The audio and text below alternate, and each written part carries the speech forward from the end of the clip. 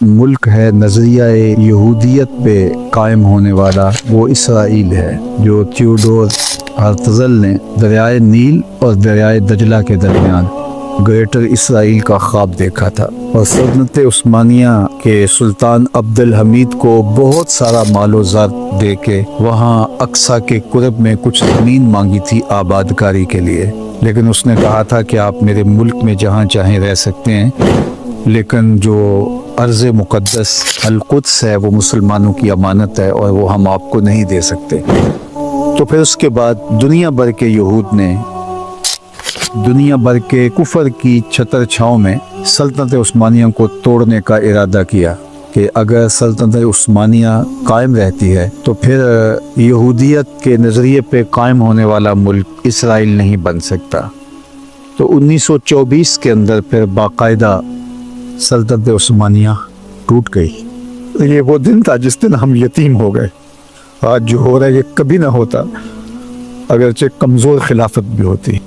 और उसके 24 साल बाद इसराइल बिल्कुल अरबों के वस्त में कायम हो गया और ये पूरे कुफर की आशीर्वाद से हुआ। मुसलसल उनकी हुकूमत, उनकी गवर्नमेंट, उनके अवाम उस नज़रिए पर दिन रात मेहनत कर रहे हैं। उनके स्कूलों में क्या पढ़ाया जा रहा है पूरी दुनिया को कोई गर्ज नहीं है। इस्लाम दुश्मनी पढ़ाई जा रही। एक यहूदी के बदले पूरी दुनिया को कत्ल कर दिया जाए तो ये जायज़ है, ये पढ़ाया जा रहा है। यहूदी दुनिया की सुपीरियर कौम है और बाकी कमी कमीन है पूरी कायनात, ये पढ़ाया जा रहा है। और दुनिया उनके निसाब पर कभी भी मोतरज़ नहीं होती। और हमारे निसाब में दीनियात चंद वर्कों पर मुश्तमिल है और आए दिन इसके ऊपर मशक़े सितम हो रही होती है। मदारस उजाड़ देने की बात हो रही होती है। मसाजिद और दीगर इस्लामी शियार की तज़लील और तौहीन की जाती है। लिबरल तबका हमेशा इस्लाम के खिलाफ बरसरे पैकार है अमली तौर पे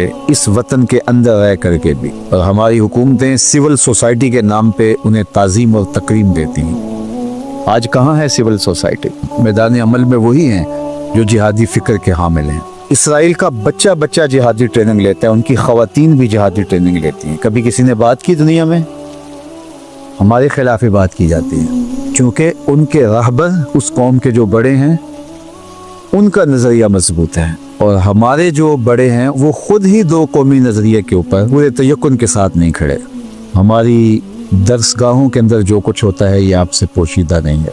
जिस तरह फरंगी रूहों के बेहिस ढांचे हैं, इसराइल ने पूरी दुनिया को फतह कर लिया हुआ है। कोई अरब कोई अजम उसके मुकाबले में नहीं, सबको वो अपना गुलाम बना चुका है। अब गुस्से के तौर पे कत्लेआम कर रहा है और वहाँ बच्चों को भी ज़बह किया जा रहा है। एक दिन में कितनी कितनी लाशें उठ रही हैं और ये सब कुछ आलमी ताकत की सरपरस्ती में हो रहा है।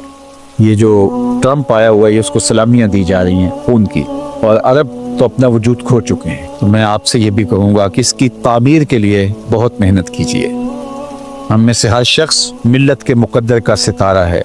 मैं अगर मिंबर व महराब की ज़िम्मेदारियों को लिए हुए हूँ तो मैं इन ज़िम्मेदारियों को पूरी दयानत के साथ निभाऊँ। हमारे असातिज़ा, हमारे तलबा, काम करने वाले, मुख्तलिफ दफातर में काम करने वाले, कारोबार करने वाले, ताजिर, सब अपने अपनी जगहों पे हमने अपने हिस्से का काम करना है। बाज़ औक़ात ये होता है कि दाएं बाएं देख के हम मायूस हो जाते हैं कि फ़लाँ नोच रहा है, फ़लाँ लूट रहा है। हमारी थोड़ी सी मेहनत क्या काम देगी, क्या रंग आएगा? लेकिन हमारे ज़िम्मे हमारे हिस्से का काम है। आपको पता है रात को जब कितना अंधेरा हो जाता है तो कौन उस अंधेरे को ख़त्म कर सकता है? लेकिन वो छोटा सा परिंदा जिसकी पीठ पे लालटेन होती है, जुगनू जिसे कहते हैं, वो उस लालटेन को लेकर मैदान अमल में आ जाता है कि मुझसे जितने अंधेरे मिट सकते हैं उतने तो मिटाऊं। जिसने वो इकबाल ने जो कहा था, लड़ा दे ममोले को शाहबाज से। तो अल्लाह का फजल हुआ, इसलिए हमें कभी भी हिम्मत नहीं हारनी चाहिए कि हम क्या कर सकते हैं। हम बहुत कुछ कर सकते हैं अल्लाह की मदद से, अल्लाह की नुसरत से।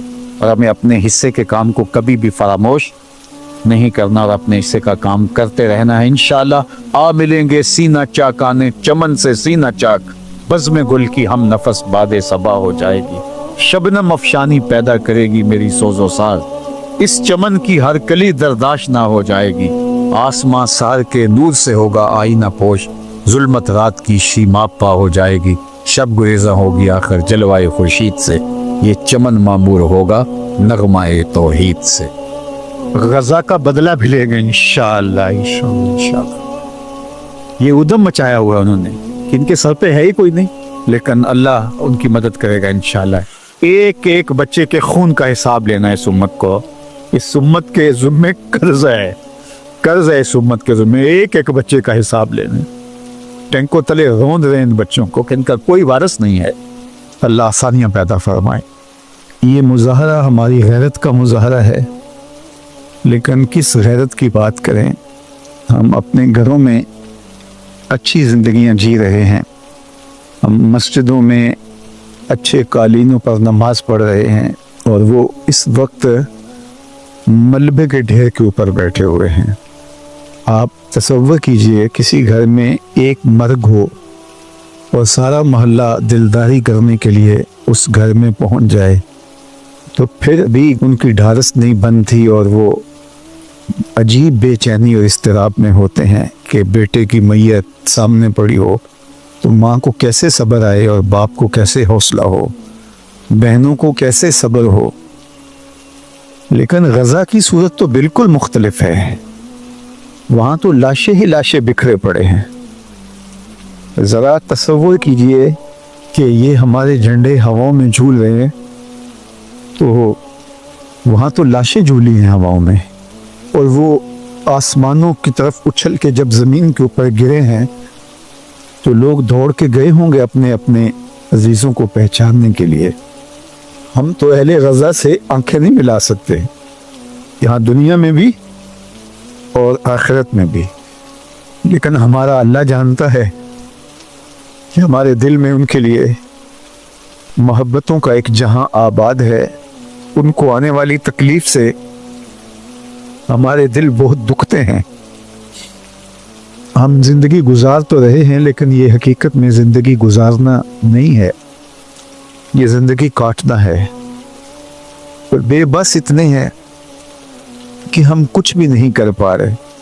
हत्ता कि वहाँ अगर पानी की एक बोतल भी आप भेजना चाहें तो वो भी यहूदियों की मर्जी के बगैर नहीं जा सकती।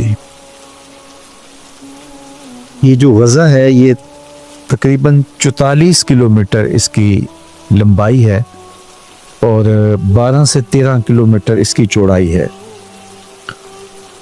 और एक तरफ समुंदर है और एक तरफ ये मुकम्मल इसराइल के साथ है लंबाई जो है। और इस समत 12-13 किलोमीटर जो है वो मिस्र का बॉर्डर है, और वो बॉर्डर बंद किया हुआ है। और वहाँ अगर दवाइयाँ भी जाती हैं तो एक तो मर्ज़ी से दिन में 1 या 2 ट्रक अंदर जाने दें, और वो भी आंखों में धूल झोंकने के लिए, और फिर वो जो दवाइयों के पत्ते हैं उनको भी खोल के देखते हैं। तो ये एक इतनी दर्दनाक सूरत हाल है कि वो एक जेल होती है तो उसके अंदर भी कुछ आदाब होते हैं, कुछ औकात होते हैं सोने जागने के, लेकिन ये इंसानों की बहुत बड़ी जेल है गज़ा में, जिसके अंदर इंसान मासूर हैं। और उनका जुर्म क्या है, उनका गुनाह क्या है कि वो कलेमा पढ़ते हैं, वो मुसलमान हैं, बस उनका यही जुर्म है। उन्हीं की सरजमी उन्हीं के ऊपर तंग कर दी गई है, और 56-57 इस्लामी मुल्क इस तमाशे को देख रहे हैं, और उनकी ज़िंदगी में कोई फ़र्क नहीं है। ये एहतजाज आज यहाँ भी हुआ और पूरे मुल्क में हो रहे हैं, ये हमारे जज्बात हैं। हमारे हुक्मरान समझते हैं ये लोग हैं, आएंगे जज्बात का इजहार करेंगे चले जाएंगे, हमें क्या फ़र्क पड़ता है। पूरी दुनिया के ऊपर यही है, आलमी ज़मीर पर भी कोई बोझ नहीं है, हमारे हुक्मरानों पर भी कोई बोझ नहीं है। और 76 लाख जो उम्मत मुस्लिमा की फ़ौज है, OIC है, अरब लीग है, किसी पर कोई बोझ नहीं है।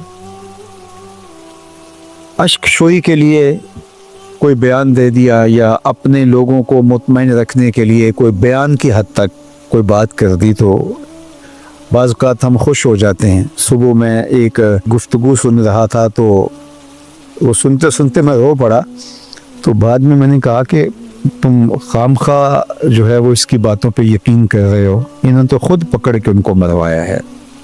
तो किस तरह हम किसी की बात से कोई तसल्ली अमेज़ कोई लफ्ज़ इन 1.5 सालों में हमें नहीं मिला कि कहीं से कोई तशफ़ी हो, कोई तसल्ली हो, कोई लफ्ज़ हो जो हमारे रिश्ते हुए ज़ख्म का फहा बन जाए और हमारे दिल की तस्कीन और करार का सबब बने। मैं आपको सच्ची बात बताऊं कि ये जो एहतजाज हैं ये भी अपने जज्बात का इजहार करने के लिए जब कोई रास्ता नहीं मिलता, तो वरना ये भी कोई हल नहीं है जो हम ये कर रहे हैं। तो दुआओं का दरवाज़ा खुला है, अल्लाह उनके ऊपर रहम फरमाए। ये जो बच्चों को ज़बह कर रहे हैं और ख़वातीन की आबरू रेज़ी कर रहे हैं, तो ये मग़दूब अलैहिम कौम है, अल्लाह का गज़ब और कहर इनके ऊपर नाजिल हुआ है। और असल तो आखिरत के अंदर ये अपने किए की सज़ा पाएंगे, लेकिन दुनिया में भी ज़िल्लत और रसवाई इनका मुक़द्दर होगा। जल्द या बदेर अपने मन तक ही अंजाम को पहुँचेंगे। अल्लाह हमें और हमारी नस्लों को ये देखना नसीब फरमाए। और इनके लिए हमारे दिल के अंदर, चूँकि ये एक दज्जाली निज़ाम के आलाकार हैं, तो हमारे दिल में इनके लिए कोई इस तरह की नरमी और इस तरह की दिक्कत नहीं आनी चाहिए, क्योंकि ये हमारे लिए कोई नरम नहीं है। हमास ने इनके साथ जो सलूक किया, इनके जो कैदी थे, वो तारीख का एक रोशन बाब है, लेकिन इन्होंने जाके ट्रंप के सामने बैठ के तस्वे बहाए और आंसू बहाए और कहा कि हमारे साथ वहाँ जुल्म हुआ। हालांकि उनसे अगर पूछें कि तुम्हारे साथ इन्होंने क्या किया, तो वो तन्हाई में और वो अपने इनफरादी मजालिस के अंदर यही कहते हैं कि हमारे साथ उन्होंने इतना अच्छा सलूक किया कि हम हैरत ज़दा रह गए। लेकिन ये चूँकि बड़ी अहद शिकन और मक्कार और जालिम कौम है, गिरगिट की तरह जगह जगह रंग बदलती है, तो इनका उम्मत मुस्लिमा को एतबार नहीं करना चाहिए। और दूसरी बात यह है कि हमें शौरी तौर पे ये जो जंग बर्पा की गई है, इसको समझने की कोशिश करनी चाहिए। आज ये बात ज़ोर से कही जा रही है कि ये एक सियासी मसला है। ये सियासी मसला नहीं है, ये हमारा दीनी मसला है, हमारा एतिक़ादी मसला है। गज़ा हमारा दीन है, गज़ा हमारा ईमान है, और मस्जिद अक्सा को हासिल करना ये हमारे फ़राइज़ में शामिल है। हमारे बड़ों ने, बुज़ुर्गों ने हमें अक्सा की मोहब्बतें सिखाई हैं और इसका प्यार दिया है, और ये नबियों का मस्कन व मामन है, मदफन है, बरकतों का महबत है, वही की जगह है, हमारा किबला अव्वल है। मेरे और आपके आका व मौला ने यहाँ नबियों की इमामत करवाई, उस मुसल्ले को कभी भी नहीं छोड़ने के लिए तैयार। वो तो जहाँ से गुजर गए, हमारे लिए वो जगह भी जलवा गाह है, वो तो हुजूर की इमामत का मुसल्ला है। और तीसरी बात, जो ये एहतजाज और ये जो मुज़म्मती इज्तिमाआत हैं, मैंने अर्ज़ किया कि हुक्मरानों से हमें कभी भी तवक्को नहीं रही, क्योंकि इतना तवील अरसा गुजरने के बाद हम इनके अगर मिजाज से आशना नहीं हुए, तो फिर हम भी इंतहाई भोले हैं। ये लोग सिर्फ अपने इक़्तिदार के भूखे हैं, कोई इनको गरज उम्मत से नहीं है। इन्हें हमसे गरज नहीं है जो हम इनके वतन के वासी हैं, और वो तो कहते हैं कि हमारा उनका मसला ही नहीं है। एक माजी के हुक्मरान ने कहा था, तुमने पूरी दुनिया का ठेका लिया हुआ है। तो ये एहतजाज उनको क्या मजबूर करेंगे, ये हम अपनी नई नस्लों को बता रहे हैं कि गज़ा के काज को कभी भी आपने छोड़ना नहीं है, और उनके सीने के अंदर जो है वो मोहब्बत गज़ा की बेदार कर रहे हैं। हाँ, अगर कौम वाक़अतन निकल आती है, सारी मुनज़्ज़म और मुरतब एहतजाज होते हैं, तो उससे असर ज़रूर पड़ता है। तो अल्लाह करे कौम के अंदर ऐसी शऊरी बेदारी पैदा हो जाए कि वो इस मुक़द्दस काज के लिए, और हालात लगता है कि कौम के अंदर काफ़ी शऊरी पुख्तगियाँ आ रही हैं और तब्दीलियाँ आ रही हैं। आज से कुछ कबल मुक़द्दस काज जो होते थे, उस पर भी हमारे लोग मिल के नहीं बैठते थे, लेकिन आज जो जिहाद का फतवा आया है, तो उसमें तमाम मसालिक के लोग वहाँ बैठे थे। ये एक बहुत खुश आइंद है, और ये एक इज्तिमाई फतवा है, और इससे इंशाल्लाह जो है वो खैर के बहुत सारे पहलू जो हैं वो निकलेंगे। सोशल मीडिया मुहिम के ज़रिए से हम इस काज को उजागर कर सकते हैं। जो तस्वीरें हमारे पास आ रही हैं वहाँ गज़ा से, तो वो हज़ारों तस्वीरों में से चंद तस्वीरें हैं जो हमारे तक पहुँच रही हैं, क्योंकि जिनके ऊपर बम बरस रहे हैं और जिनको गोलियों का निशाना बनाया जा रहा है, वो क्या तस्वीरें खींचेंगे। ये एहतजाज को रिकॉर्ड करने के लिए हमारे कैमरामैन मौजूद हैं, और पुरअमन माहौल में रिकॉर्ड कर रहे हैं, फिर भी बहुत सारी चीज़ें रह जाएंगी। और जहाँ गोलियां बरस रही है वहाँ क्या रिकॉर्ड होगा? तो वो जो चंद चीज़ें हैं वो लाखों हज़ारों में से चंद चीज़ें हैं। तो जो पहुँच गई हैं उसको पूरी दुनिया के ऊपर हम फैला दें, ताकि शायद दुनिया का कोई ज़मीर जागे, हुक्मरानों के ज़मीर तो नहीं, अवाम के अंदर शोरी बेदारी पैदा हो। और मैं समझता हूँ कि जो ये मगरबी मुआशरे हैं उसके अंदर साहिब फितरत लोग आज भी मौजूद हैं, अगरचे ऊपर बैठे हुए लोग मक्कार हैं, तो वो अगर आवाज़ उठाएं तो उसका बहुत असर होता है। और गज़ा के मामले में पूरी दुनिया के अंदर आवाज़ उठी है इंसानियत के नाते से, तो इसको बहरहाल हमें मौसर तरीके के साथ करना होगा। इस मसले का एक इब्तदाई हाल ये है कि जो 56-57 इस्लामी मुल्क हैं वो सफारती बाईकाट करें। हमारा तो इसराइल के साथ ताल्लुक ही कोई नहीं है, और हमारे पासपोर्ट के ऊपर लिखा हुआ है कि इसराइल के अलावा ये पूरी दुनिया के ऊपर वैलिड है।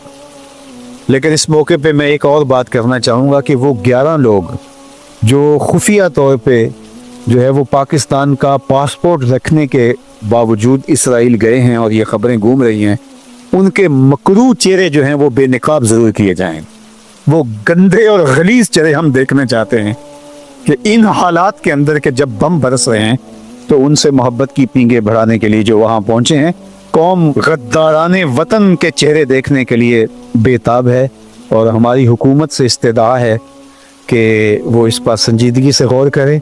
अगरचे ये सहरा में अजान के मुतरादिफ है, लेकिन हम ये कह रहे हैं मुस्लिम हुक्मरानों पर दबाव डाल करके उनको इस मुकद्दस काज के हवाले से अपना किरदार अदा करने की जो है वो तलकीन करनी चाहिए। और ये एहतजाज और इस तरह के जो बड़े बड़े एहतजाज हो रहे हैं तो इसका ज़रूर उनके ऊपर कुछ ना कुछ असर होगा, और ये चीज़ें तसलसल के साथ जारी रहनी चाहिए। मसनूआत के बाइकाट के हवाले से आज लोग ये कहते हैं इससे क्या फ़र्क पड़ता है। पहली बात, ये फ़र्क ना भी पड़े हम फिर भी करेंगे। मुझे ये बताइए कि किसी शख्स ने आपके साथ ज़्यादती की हो, किसी का कोई कत्ल किया हो और उसकी महल्ले में दुकान हो, तो आपका मुकदमा भी उनके साथ चल रहा हो अभी, तो क्या आप उस दुकान से कभी सौदा खरीदते हैं? आप कहते हैं मैं 1 रुपये की कीमत भी इसको नहीं देना चाहता जिससे इसको तकवीयत मिले। तो क्या ये 55,000 लोगों का खून इतना ही सस्ता है कि हम कहते हैं कि इससे क्या फ़र्क पड़ता है? और लोगों का मिजाज ये है कि इनके मशरूबात के मुकाबले में या इनकी मसनूआत के मुकाबले में कोई अपनी देसी कोई मसनूआत आती हैं, कोई मशरूब आता है या कोई खाने वाली चीज़ आती है, तो लोगों के नखरे देखने वाले होते हैं, उसको घूंट लेके चख के कहते हैं नहीं वो जायका उस तरह का नहीं है। यानी कितने तुम हसास हो कि जायके में 19-20 का फ़र्क है, वो तुम्हें गवारा नहीं और उधर खून बह रहा है। यानी ये देखिए हमारा मिजाज, और ये महज फैशन के तौर पे होता है। हो सकता है जायका बेहतर ही हो, लेकिन वो कितने नखरे से कह रहे हो जायका नहीं वो बना सके ना। और फिर मैं उन ताजरों को भी कहूँगा कि जो बाइकाट के ज़माने के अंदर किसी चीज़ का शुरू करते हैं और फिर उसको कमाई का ज़रिया बना लेते हैं, कमाई ज़रूर करें लेकिन इसको उम्मत की मजबूरी बना के लोगों को लूटने की कोशिश न करें। अगर उम्मत मुस्लिमा के ताजर दयानतदार हो जाएं तो दुनिया इनकी चीज़ों की तरफ थूके भी ना। तो आप क्यों अपनी चीज़ों को, अपनी मसनूआत को मयारी नहीं बनाते? लेकिन मैं जो बात अर्ज़ की कि अगर मयारी नहीं भी है तो कोई बात नहीं है, हम जिस तरह की भी हों वो लेंगे, लेकिन इनकी मसनूआत का हम मुकम्मल बाइकाट करेंगे इंशाअल्लाह। और अब ये बातें सिर्फ वादे लेने और कहने तक नहीं रह गई, अब बचा भी क्या है बाकी। अब हमें अमली तौर पर इस पे आना होगा। और कुछ लोगों ने अपने अपने दायरे के अंदर बाइकाट किया। असल तो बाइकाट हुकूमतें करती हैं, और हुकूमत करे तो बाइकाट मौसर होता है, लेकिन नहीं कर रही हुकूमत। हम अपने हिस्से का काम करेंगे और जो हमारी जिम्मेदारी उसको निभाएंगे, तो अपने अपने दायरे के अंदर इसकी हम नफ़ी करेंगे। इसी तरह माली नुसरत व एआनत अहले गज़ा की और अहले फ़लस्तीन की। अगरचे ये इस वक्त मैंने अर्ज़ किया बहुत मुश्किल है, पानी की एक बोतल पहुंचाना भी उनकी तरफ इतना आसान नहीं है, लेकिन फिर भी अच्छे रास्ते ढूंढ करके जो है वो इस फरीज़े को भी अदा करने की हमें कोशिश करनी चाहिए, और महफूज और दयानतदार हाथों के अंदर जो है वो एआनत पेश करनी चाहिए। और इस मसले का जो मुस्तकिल और पायदार हल है वो इह्याए खिलाफत है। खिलाफत के इह्या के बगैर अगर आप कहें कि हम दुनियाए कुफर को झुका सकते हैं, تو یہ خیال است و محال است و جنو ممکن ہی نہیں ہے۔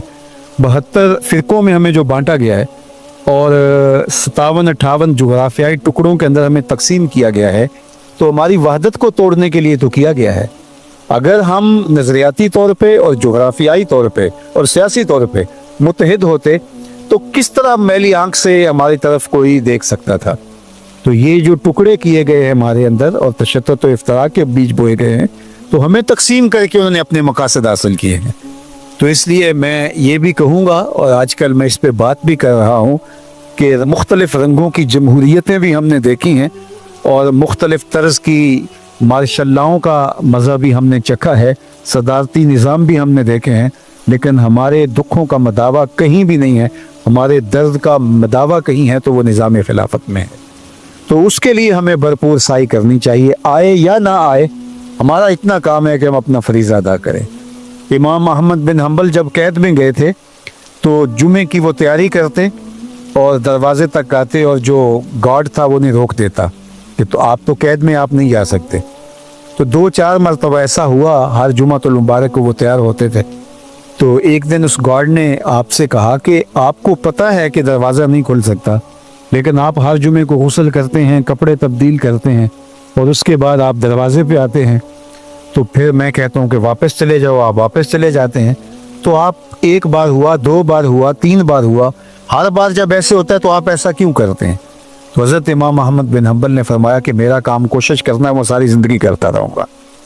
آگے رکاوٹ جو ہے وہ ایک الگ بات ہے۔ تو ہمیں خلافت کے احیاء کے لیے کام کرنا ہے، جد و جہد کرنی ہے، ذہن سازی کرنی ہے، شعوری بیداری کے لیے ہم نے مہم چلانی ہے۔ آگے کہاں کب خلافت قائم ہوتی ہے وہ اللہ کی مرضی ہے، اور وہ ہوگی۔ خلافت کا قیام یہ اللہ کے رسول کی بشارت ہے، اور اللہ کے محبوب نے قرب قیامت میں وہ خلافت کے قیام کی خوشخبری سنائی ہے، اور وہ ہو کے رہے گی۔ پہاڑ اپنی جگہ سے ہٹ سکتے ہیں، یہ سورج جو ہے وہ بے نور ہو سکتا ہے، حضور کا فرمان پورا ہو کے رہے گا انشاءاللہ۔ اور اس امت کو جو ہے وہ اتحاد کے لیے بھرپور کوشش کرنی چاہیے، اور انشاءاللہ العزیز اللہ تعالیٰ جل شانہ نے اسلام کو غلبہ عطا فرمانا ہے۔ جس طرح میں نے جمعۃ المبارک کے آخر میں وہ روایت آپ کے سامنے رکھی کہ حضور نے ارشاد فرمایا کہ مٹی اور گارے سے بنا ہوا کوئی گھر اور اون اور چمڑے سے بنا ہوا کوئی خیمہ ایسا نہیں بچے گا جہاں کلمۃ الاسلام داخل نہیں ہوگا۔ ہم نہیں دیکھیں گے، ہماری نسلیں ضرور دیکھیں گے انشاءاللہ۔ اور میں اللہ کی بارگاہ میں دعا کرتا ہوں کہ کل جب دجال کا ظہور ہو اور حضرت امام مہدی حضرت عیسیٰ کا نزول ہو تو اللہ ہماری نسلوں کو حضرت امام مہدی کے عساکر میں شامل فرمائے، دجال کے فتنوں سے اللہ ہماری حفاظت فرمائے۔ اور آج ہم دجال کے فتنوں سے بچنے کے لیے اپنی وضاقتہ سے لے کے اپنے طرز معاشرت تک اور اپنے انداز حیات سے لے کر اپنے کاروبار تک سب اسلامی اصولوں اور اسلامی ضابطوں کے مطابق مرتب اور منظم کریں، تاکہ آنے والا دور ہماری نسلوں کو ایک صالح پاکیزہ اسلامی معاشرت کا ایک ماڈل پیش کر سکے۔ ہماری طرز زندگی، ہمارا انداز زیست ہماری نسلوں میں منتقل ہو سکے۔ اپنی نسلوں کی حفاظت کرنی ہے۔ جس تیزی کے ساتھ آج کی تاریخ میں کفر اپنے تمام تر وسائل کے ساتھ غزہ کے اوپر جو حملہ آور ہے، یہ ایک ان کے حملے کا انداز ہے، ورنہ ہمارے گھروں کے اندر یہودیت گھس چکی ہے، اور بے حیائی، اباحیت اور تفرق اور کیا کچھ ہے جو وہ چاہتے ہیں انہوں نے وہ کر دیا ہوا ہے۔ آج ہماری نسل ہمارے بند کمرے کے اندر بھی محفوظ نہیں ہے، اور ذہن ہمارا ہے لیکن اس کے اوپر اثرات ان کے مرتب ہے۔ آپ تاریخ پڑھیں یہود کی، نصارہ کی، وہ مسلمانوں کے ذہین ترین بچے اٹھا کے لے جاتے تھے صلیبی، اور پھر جا کر کے ان کی تربیت کرتے تھے اور واپس ان کو مسلمانوں کے اندر بھیج کر کے ان کی ذہن سازی کا کام کرتے تھے، اور بڑے اچھے اچھے خاندانوں کے بچے وہ اغوا کرتے تھے اور باقاعدہ ان کی ذہن سازی کرتے تھے۔ آج ان کو جو ہے وہ بچے اغوا کرنے کی ضرورت نہیں ہے۔ آج ہمارے گھر میں پلنے والے ہمارے بچے، ان کے ذہنوں کو انہوں نے اغوا کر لیا ہوا ہے، وہ ہمارے گھر سے کھا رہے ہیں، ہمارے خون پسینے کی کمائی جو ہے وہ ان پہ لگ رہی ہے، لیکن وہ وہاں بیٹھ کر کے فرنگی روحوں کے، صہیونی روحوں کے اور صلیبی روحوں کے بے حس ڈھانچے ہیں۔ اس لیے ہمیں اپنی نسل کی حفاظت کرنی ہے، اور یہ جو چھوٹا سا ٹول ہے یا تو اس کو مثبت طریقے سے استعمال کرنے کا اسلوب سکھا دیا جائے، اور اگر یہ نہیں ہے، اگر ہماری نسل ہمارے ہاتھ سے نکل رہی ہے تو پھر ہمیں بچانا ہوگا، اور اپنے بچوں کو سکول اور کالجز پر ہی نہ چھوڑ دیں کہ وہاں جو تربیت ہو رہی ہے وہ اچھی ہو رہی ہے۔ بالکل آج کی درس گاہیں فرنگی تعلیم کا ایک عکس ہی ہے، اور وہ بچے ہمارے ہیں لیکن فکر ان کے اندر منتقل کی جا رہی ہے۔ اپنے بچوں کو وقت دیں، اپنے بچوں کے پاس بیٹھیں اور ان کو سمجھائیں، ان کو دین کی حقیقت اور دین کا نور ان کے اندر منتقل کریں۔ الولد سر لابیہ، اولاد والدین کے ہی ذہن اور فکر کی مطابقت میں ہوتی ہے۔ بالکل ہم اپنی اولاد سے غافل نہیں ہوں گے۔ اللہ ہمیں وہ وقت بھی نصیب فرمائے کہ آج ہم احتجاج کے لیے جمع ہو رہے ہیں اور فلسطین کے جھنڈے لہرا رہے ہیں۔ اللہ یہودیوں کو شکست فاش عطا کرے اور اللہ اہل غزہ کو فتح عطا کرے، ایسے ہی ہم جشن فتح بھی منا رہے۔ اللہ ہمیں یا ہماری نسلوں کو یہ توفیق عطا فرمائے۔ صلاح الدین ایوبی کے مزار کے اوپر جا کر کے جب بیت المقدس کے اوپر انہوں نے قبضہ کیا تو ایک صلیبی نے جا کے اپنے پاؤں سے ٹھوکر ماری اور کہا کہ ہم دوبارہ آ گئے ہیں، بتا تیرے جانشین کدھر ہیں۔ وہ اللہ ہمیں دن نصیب فرمائے، ہم سلطان صلاح الدین ایوبی کی قبر پہ جا کے سلوٹ کریں، اس کو کہیں کہ تیرے بیٹے تیرے فرزند تجھے سلامی دینے کے لیے حاضر ہیں۔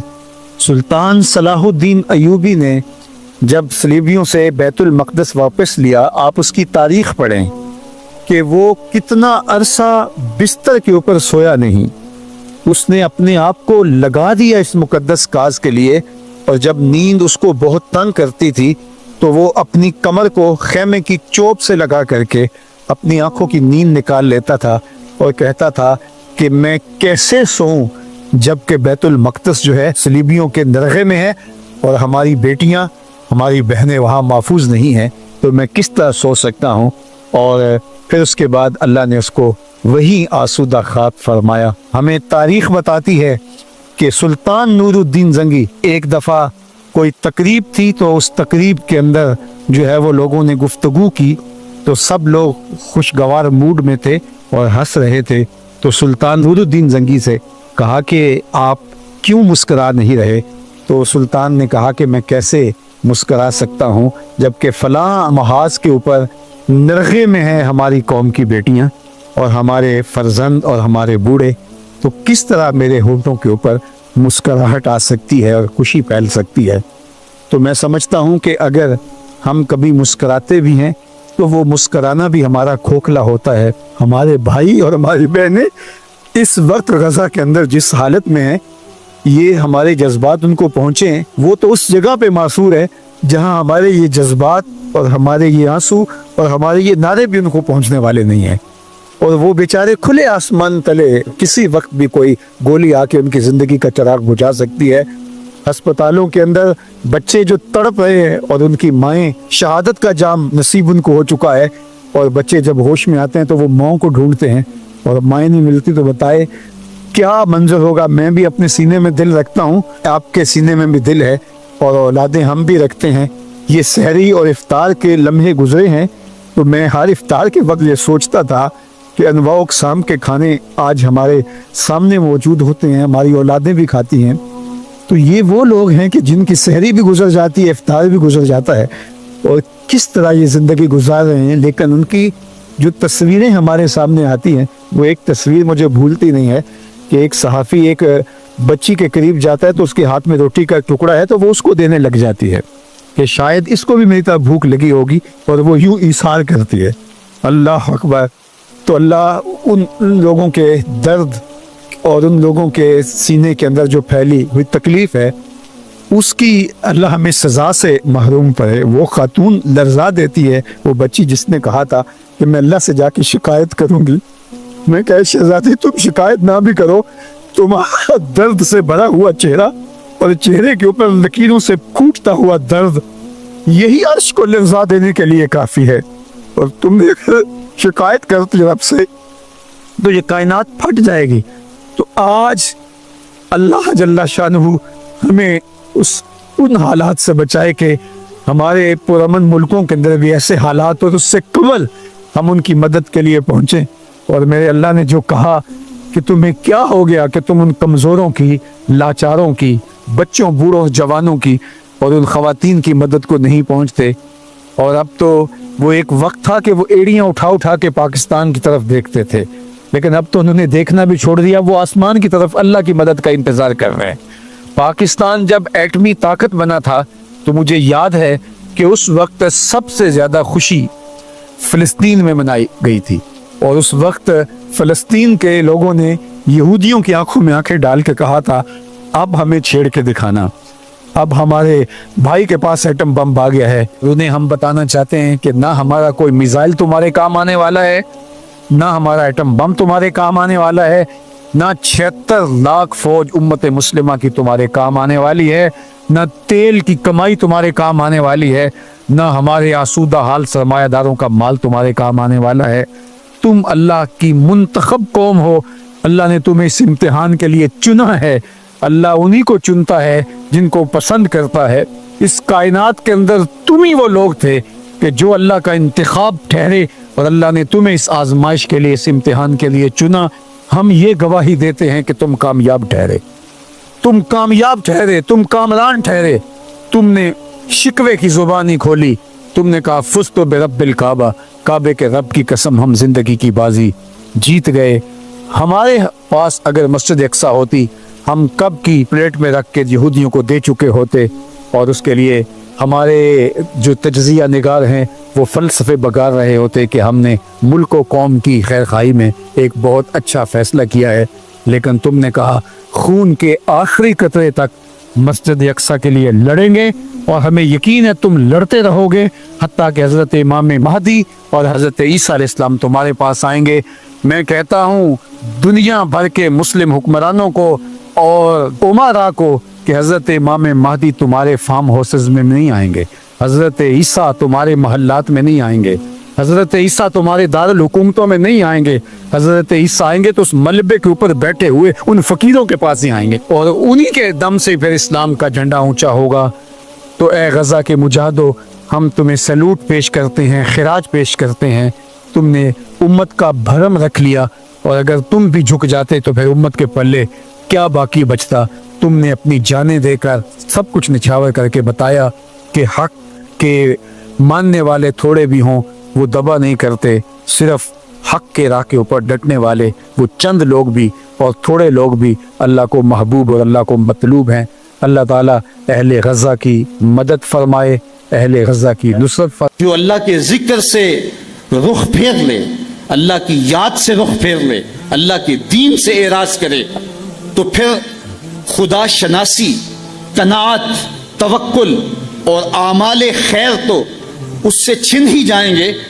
اس کو خود فراموشی کے عذاب میں مبتلا کیا جاتا ہے. اور قرآن مجید نے ایک دوسرے مقام پہ ارشاد فرمایا وَلَا تَكُونُوا كَالَّذِينَ نَسُوا اللَّهَ فَأَنسَاهُمْ أَنفُسَهُمْ. ان لوگوں کی طرح نہ ہو جانا جنہوں نے رب کو بھلا دیا.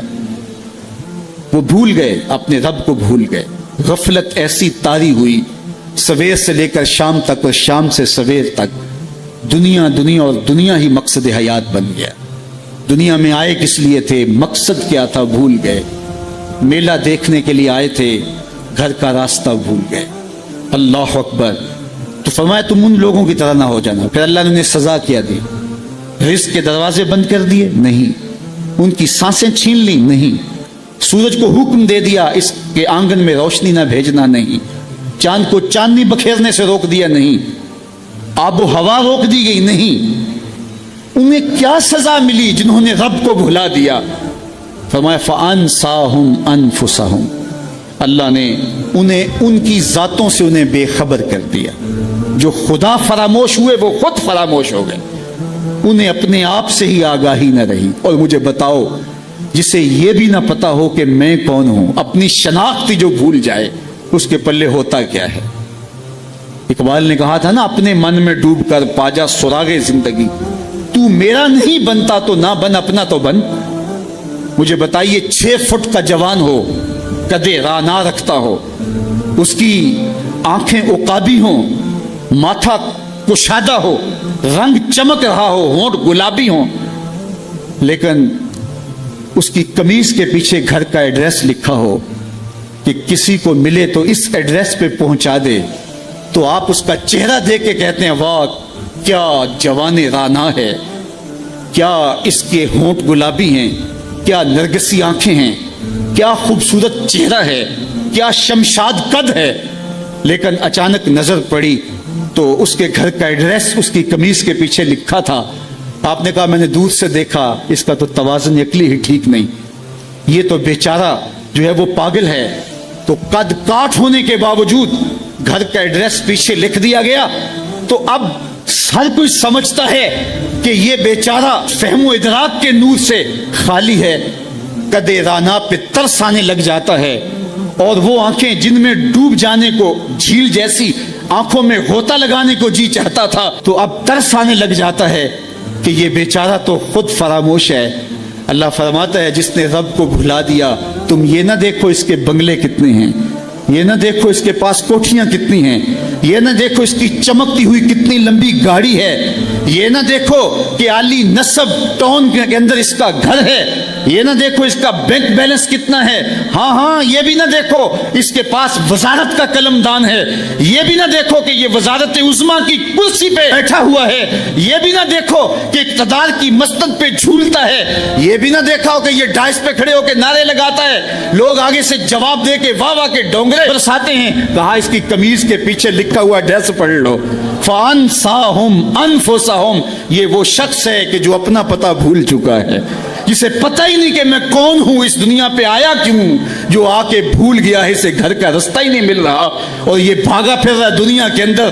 क्या बताएं हबाब क्या कारनमायां कर गए, बीए किया, नौकर हुए, पेंशन मिली और मर गए, जिंदगी का मकसद ही नहीं मिला। कहा जो इस दुनिया में अंधा रहा, कल कयामत के दिन भी नाबीना उठाया जाएगा। उससे इन आंखों की बेनूरी मुराद नहीं है, उससे दिल की बेनूरी मुराद है। इसीलिए इकबाल ने कहा था दिल बीना भी कर तलब खुदा से, कि आंख का नूर दिल का नूर नहीं है, आंख का नूर और है, दिल का नूर और है। तो हम दुनिया की मादी चमक को देखते हैं, मेरा मालिक कहता तुम्हारा दिल सुथरा होना चाहिए। तुम्हारा मुंह काला हो तो कोई बात नहीं है, दिल काले नालों मुंह काला चंगा, जे को ये रम्ज पछाने हो। असल तो दिल की पाकीज़गी है, और दिल रब के साथ वाबस्ता हो, उसके रसूल के साथ वाबस्ता हो। तो जिसने अल्लाह के दीन से रुख फेरा, एराज किया, तो फिर उसका नतीजा क्या हो कि उसकी ज़िंदगी तल्ख हो जाएगी। यासीन ये हरूफ मुक़त्ताआत से है, तो इसकी कोई मुराद उलमा ने ली है। बाज़ ने कहा इससे ये माना है, किसी ने कहा ये माना है। तो यासीन अगर इससे मुराद हुजूर अलैहिस्सलाम का इसमें गरामी है, तो फिर इसका मतलब होगा ए सैयद व सरदार आलम। सूरत यासीन जो है ये कुरान का दिल है और हुजूर कायनात का दिल है। तो अल्लाह ने कुरान के दिल का आगाज कायनात के दिल के जिक्र से किया। यासीन ए सैयद व सरदार आलम वल कुरान अल हकीम, हिकमत से मामूर किताब रहमत की कसम, इन्नका लमिनल मुरसलीन, बेशक आप रसूलों से हैं। चूंकि हुजूर ने जब कहा ना कि मैं अल्लाह का रसूल हूँ, तो काफिरों ने कहा था लस्ता मुरसला, आप रसूल नहीं हैं। तो अल्लाह ताला ने इरशाद फरमाया महबूब सारे इनकार करें, करते रहें, मैं खुदा हो के कहता हूँ तू मेरा रसूल है। बस तेरी तसल्ली के लिए इतना काफी है कि मैं कह रहा हूँ कि तू मेरा रसूल।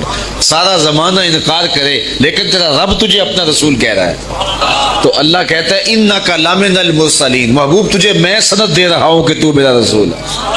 अब सारा जमाना इनकार भी करे, अल्लाह का कह देना महबूब की तस्कीन खातर के लिए काफी है कि महबूब मैं खुदा हो के कह रहा हूँ कि तू मेरा रसूल है। इन्नका लमिनल मुरसलीन, बेशक तू रसूलों से है।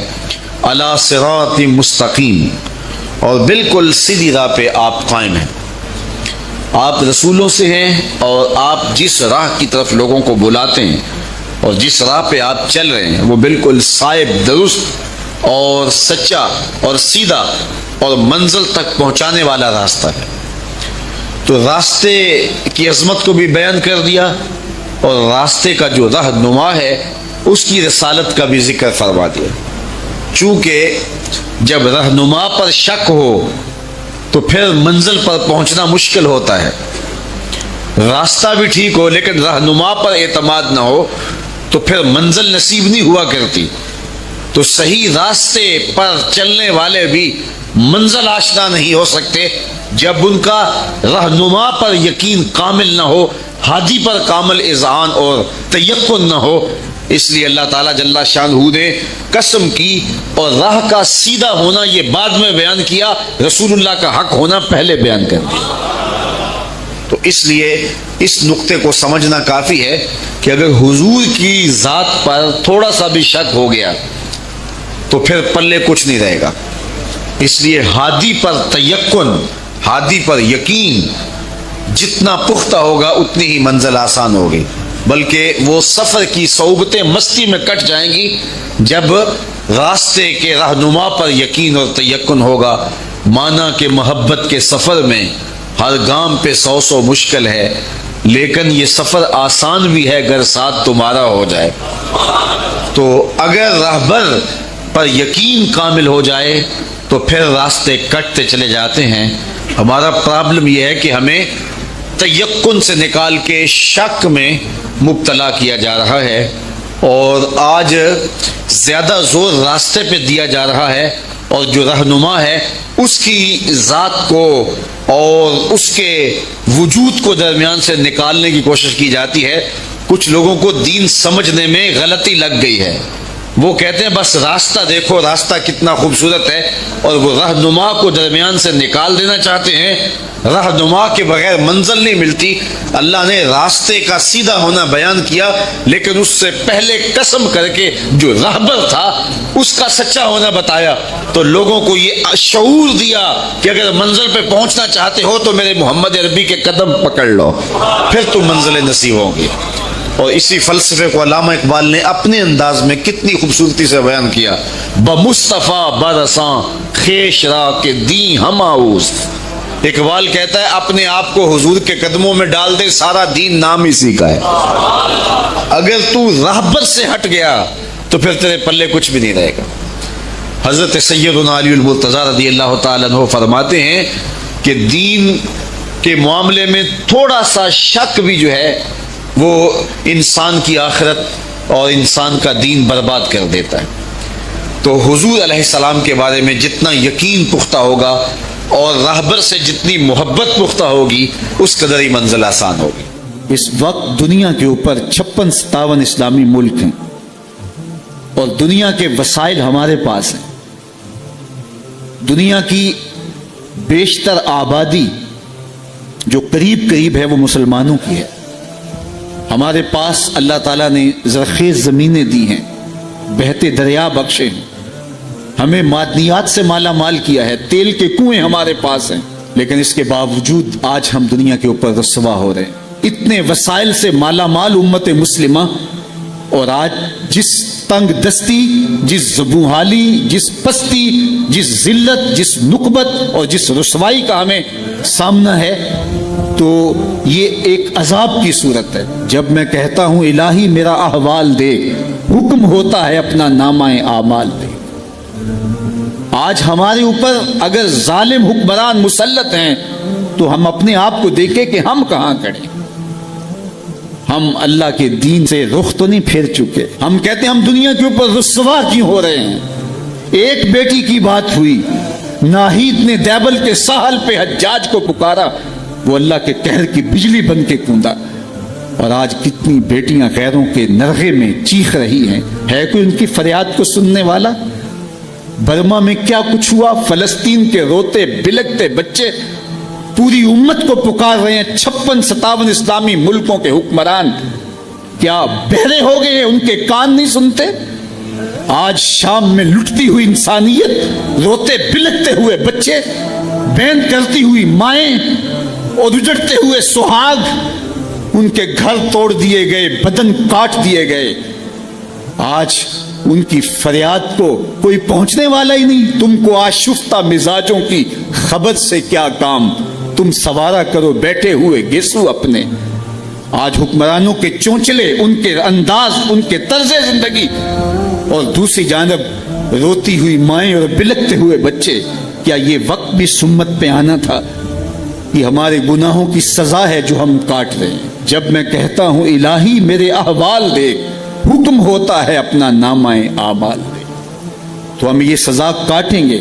آج بھی اگر ہم قرآن سے جڑ جائیں، قرآن سے وابستہ ہو جائیں، ہمارا من بھی روشن ہو اور زندگی بھی جنت بن جائے، زندگی بھی نور نور ہو جائے. اور آج ہمارے گھروں میں قرآن بند پڑا ہوا ہے، ہم نے اس کے اوپر غلاف چڑھا کے اوپر طاق پہ رکھ دیا. کبھی کبھی اٹھاتے ہیں اور اس کو جھاڑ کر کے پھر وہاں خوشبو لگا کے رکھ دیتے ہیں. کبھی گھروں میں قرآن کھلتا تھا، صبحوں کا آغاز قرآن کی تلاوت سے ہوا کرتا تھا. آج صبح کا آغاز فیس بک سے ہوتا ہے. کبھی گھروں سے قرآن پڑھنے کی آواز آیا کرتی تھی، آج پاپ میوزک کی صدائیں سننے کو ملتی.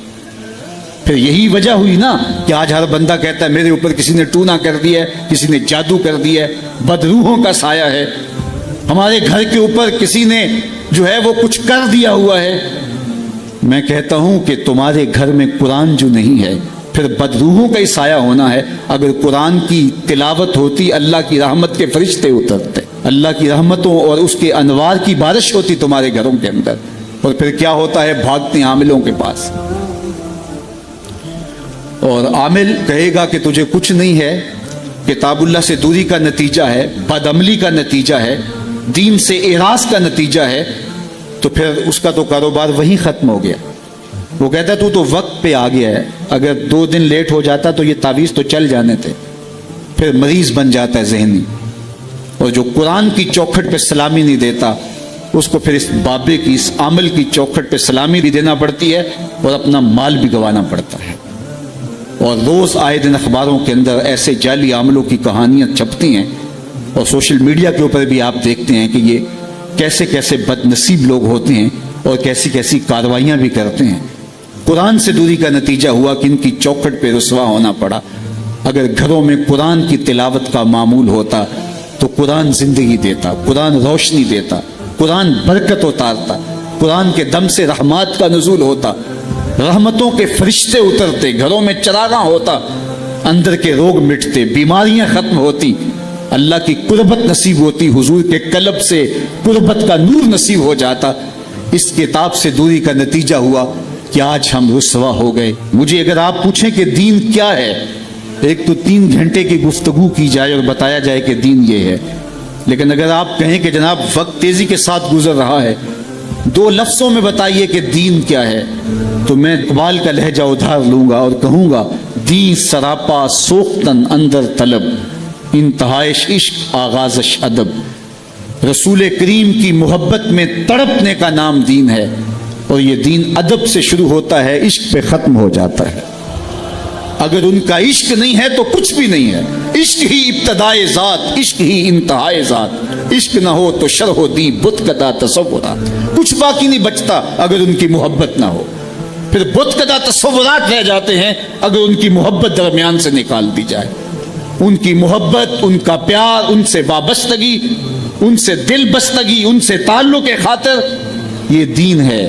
حضور کا نام دین ہے. اقبال نے تو اپنے سارے کلام کا رس نچوڑ کے، وہ کہتے ہیں کاغذ پہ کلیجہ نکال کے رکھ دیا، بمصطفیٰ برساں خیشرا کہ دین ہماؤس اگر باؤ نہ رسیدی تمام بولا بیست. اقبال کہتے ہیں اپنے آپ کو کھینچ کے ان کے قدموں تک لے جا، یہ سارا دین ہے. اور اگر تو حضور تک نہیں پہنچا تو کلمہ پڑھ کے بھی ابو لہب ہے. اگر تو ان کی چوکھٹ تک پہنچ گیا تو یہ دین ہے. ان کی چوکھٹ تک پہنچنا ہی دین. قرآن مجید کا ایک اسلوب دیکھیے، وَإِذَا سَأَلَكَ عِبَادِي أَنِّي فَإِنِّي قَرِيبٌ. اے حبیب میرے بندے جب تیرے پاس آ کے میرا پوچھتے ہیں، بندے میرے ہیں آتے تیرے پاس ہیں اور پوچھتے میرا ہیں، فَإِنِّي قریب، فا تاکیبیہ پاس. اس کے بعد علماء کہتے ہیں کل مستتر ہے جو لفظوں میں موجود نہیں ہے لیکن اس کو مقدر مانا جائے گا. تو مانا یہ ہوگا حبیب میرے بندے مجھے ڈھونڈتے ڈھونڈتے جب تیرے پاس آ گئے اور تیرے سے آ کے جب میرا پوچھتے ہیں، ان آنے والوں کو بتلا دیجئے، کہہ دیجئے، تسلی دے دیجئے جب تم طلب میں نکلے ہو تو وہ دور نہیں، وہ نیڑے ہی ہے، مل جائے گا. لیکن صوفیاء فرماتے ہیں کل کو مقدر ماننے کی ضرورت ہی کیا ہے، بات ہی سیدھی ہے. وَإِذَا سَأَلَكَ عِبَادِي أَنِّي فَإِنِّي قَرِيبٌ. महबूब मेरे बंदे मुझे ढूंढते ढूंढते जब तेरे तक आ गए हैं, तो महबूब जब तेरे तक आ गए हैं तो फिर मैं दूर हूं? जब मेरे बंदे मुझे ढूंढते ढूंढते तेरे तक आ गए हैं, महबूब जो तेरे तक आ गए हैं वो मेरे तक आ गए हैं। तेरे तक पहुंचना ही तो मेरे तक पहुंचना है ना। और मेरे इमाम बोले बखुदा खुदा का यही है दर, बखुदा खुदा का यही है दर, नहीं और कोई मफर मकर, जो वहां से हो यहीं आके हो, जो यहां नहीं वो वहां नहीं। वही लामकां के मकी हुए, सरयर्श तख्त नशी हुए, ये नबी हैं जिसके हैं वो मकान, वो खुदा है जिसका मकान नहीं। महबूब तेरे पास आके फिर मेरा पूछते हैं, जो तेरे डेरे तक आ गए वो मेरे तक आ गए। तेरे तक पहुंचना ही तो मेरे तक पहुंचना है। जो कुछ बर्मा में हुआ, जो कुछ कश्मीर में हो रहा है, जो कुछ फलस्तीन में हो रहा है, शाम में जो कुछ हो रहा है, और अब कंदोज का फैला हुआ दर्द, उम्मत लहू लहू है। और 56-57 इस्लामी मुल्कों के हुक्मरान हैं कहां? क्या ये चीख भी नहीं सकते, आवाज भी नहीं उठा सकते? गाजर मूली की तरह इस उम्मत को काटा जा रहा है, और हम हर जगह जुल्म का, जबर का शिकार हो रहे हैं। सीरिया के अंदर जो जुल्म सितम की दास्तानें रकम हो रही हैं, फिर बदकिस्मती यह है कि कुछ मुमालिक अपने सतही मफादात के लिए इस कत्ले आम में शरीक भी हैं। गिला जफाए वफा नमा जो हरम को अहले हरम से है, किसी बुत कदे में बयां करूं तो सनम भी कह दें हरी हरी। तो आज हम अपने सती मफादात के लिए मासूम जानों का कत्लेआम करने पे तुले हुए हैं। फलस्तीन के अंदर इंसानियत का बहता हुआ खून, क्या दुनिया के अंदर अमन के ठेकेदारों को नजर नहीं आता? शतीला और साबरा के कैंपों के अंदर फैला हुआ दर्द, क्या ये उम्मत महसूस नहीं करती? कश्मीर के अंदर 1 लाख से ज्यादा लोग शहीद हो गए इन 17 सालों में। 90,000 बच्चे यतीम हो गए, 23,000 से ज्यादा खवातीन बेवा हो गए। वो वादी जन्नत निगाह अंगारों में लिपटी है, डल झील के पानी पर लाशें तैर रही हैं। वो चनारों की सरजमीन आज खून से लालाजार बनी हुई है। क्या पूरी दुनिया नाबीना है? उसकी आंखें नहीं हैं? कहाँ है अक़वाम मुत्तहिदा? कहाँ है अमन के ठेकेदार? कहाँ इंसानियत के हुकूक की बात करने वाले? कहाँ इंसानी तकद्दुस की कहानी का नगमा छेड़ने वाले? और अब कंदोज में देखिए, मासूम हुफ़ाज़े किराम जो दस्तारे फजीलत लेने आए थे, सनद शहादत भी पाके इस दुनिया से रुखसत हुए। 101 हुफ़ाज़ शहीद कर दिए गए। ये जो हुफ़ाज़, ये तलबा होते हैं, ये जन्नत की चिड़ियां हैं। इनके लिए दुनिया का मीडिया नहीं बोल रहा, मीडिया का गला बैठ गया है, चैनल गुंग हो गए। यही हमला किसी शराब खाने पे हुआ होता, यही हमला किसी और जगह पे हुआ होता, चीख चीख के ये लोग आसमान सर पे उठा लेते। लिबरल आंटियां हाथों में मोमबत्तियां लिए चौकों पे चिरागा कर रही होती। क्या इन बच्चों को माओ ने नहीं जन्म दिया था? इनके जिस्म में दौड़ने वाला क्या इंसानी खून नहीं था? ये किसी के लख्ते जिगर नहीं थे? इनमें से ज्यादा बच्चे तो वो थे जो यतीम थे, जिनकी बेवा माएं अपने हाफिज़े कुरान बच्चों की राहें तक रही थी। अमन के ठेकेदार जो बिल्लियों और कुत्तों के हुकूक पर तंजीमें बनाए, उनके हुकूक की बात करते हैं। आज इंसानियत का ये लुटता हुआ काफिला उन्हें क्यों दिखाई नहीं देता? वो क्यों नाबीना हो गए? इंसानी हुकूक की तंजीमें, ये NGOs, ये चीख चीख पे इंसानियत का नोहा पड़ने वाले मुख्तलिफ चैनलों पे आज कहां मर गए हैं? इनके सीने में धड़कता हुआ दिल नहीं है? اور افسوس تو یہ ہے کہ 56-57 اسلامی ملکوں کے حکمران بے حس ہو گئے، انہیں کچھ دکھائی نہیں دے رہا۔ انسانیت لٹ رہی ہے، انسانیت کا جنازہ اٹھ رہا ہے۔ یہ معصوم پرندے، یہ ننھی کلیاں، یہ حافظ قرآن بچے، یہ طلبہ، یہ اللہ کے مہمان ہیں۔ صحیح حدیث میں آتا ہے کہ طالب علم کے پاؤں تلے اللہ کے نوری فرشتے پر بچھاتے ہیں، جن پر رحمتیں اترتی ہیں، جن کے نیچے فرشتے بھی پر بچھا رہے ہیں۔ تم نے ان پہ بم گرائے۔ ثناخان تقدیس مغرب اب کہاں ہیں؟ انسانی حقوق کی بات کرنے والے اب کہاں ہیں؟ کیا یہ خون رائے گاں چلا جائے گا؟ کبھی رائے گاں نہیں جائے گا، یہ خون کبھی بھی رائے گاں نہیں جائے گا۔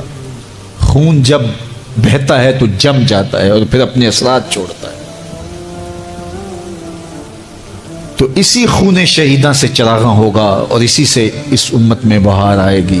تو یہ خوش نصیب بچے جو سند فراغت پا کے اپنے گھروں کو جا رہے تھے، ان کی بیوہ مائیں ان کا انتظار کر رہی تھی اور بیٹے جنت سدھار گئے۔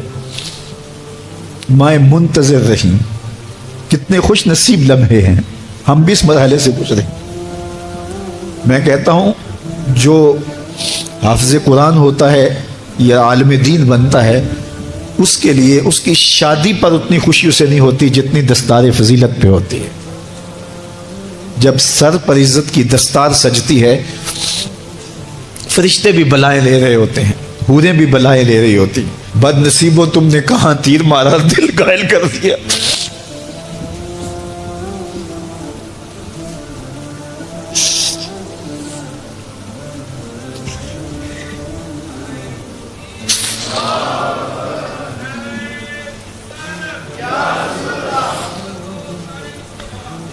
اللہ تعالیٰ جل شانہ اپنی خاص رحمتوں سے ہم سب کو مالا مال فرمائے اور اس امت کو کھویا ہوا وقار عطا کر دے۔ اللہ اس امت کو عمر فاروق کا سایہ ہی عطا کر دے۔ اللہ اس امت کو اتحاد دے، اس کو اتفاق اور یگانگت کا نور دے۔ جب یہ امت متحد ہو جائے گی تو پھر کوئی میلی آنکھ سے بھی نہیں دیکھ سکے گا۔ لیکن ہمارے افتراق نے، ہمارے انشقاق نے، ہماری باہمی لڑائیاں نے، ہماری جغرافیائی تقسیم نے، ہماری فرقہ وارانہ لڑائیوں نے دشمن کو دلیر کر دیا ہوا ہے۔